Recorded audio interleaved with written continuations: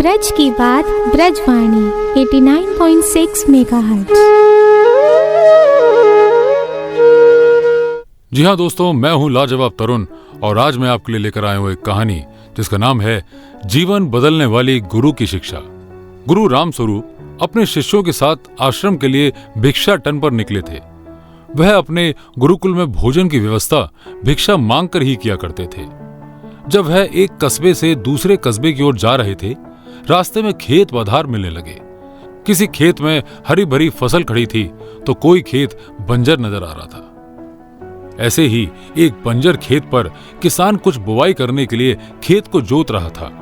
वही पेड़ के नीचे उसने अपना सारा सामान, पोटली आदि रखा हुआ था। गुरु रामस्वरूप के शिष्यों में एक शिष्य शरारती था। वह शरारती स्वभाव के कारण किसान की रखी हुई पोटली उठा लाया। गुरु रामस्वरूप को जब ज्ञात हुआ कि उसके शिष्य ने कुछ शरारत की है, गुरु ने शिष्य को समझाया, पुत्र, इस प्रकार तुम उस गरीब किसान की पोटली चुराकर उसे कष्ट दे रहे हो। वह कार्य तुम्हें शोभा नहीं देता।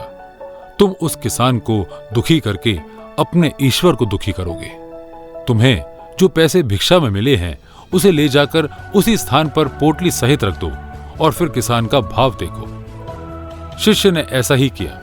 वह पोटली और पोटली के नीचे भिक्षा में मिले हुए पैसे रख आता है। गरीब किसान काफी दिनों से परेशान था। उसके घर में उसकी माता की तबीयत खराब थी। दवाई के लिए कुछ प्रबंध नहीं हो पा रहा था। जब किसान खेत का काम निपटा कर बैठा और उसने अपनी पोटली उठाकर देखी तो उसके नीचे कुछ पैसे थे। उसने इधर उधर देखा किंतु कोई नजर नहीं आया। किसान पैसे लेकर बहुत खुश हुआ और ऊपर दोनों हाथ करते हुए ईश्वर को धन्यवाद करता रहा। संभवतः उसके माता के लिए दवाई का प्रबंध हो गया था। वह खुशी से आंसू बहाता और दोनों हाथों से पहुंचता जाता। यह सभी दृश्य गुरु रामस्वरूप और उनके शिष्य छुप कर देख रहे थे।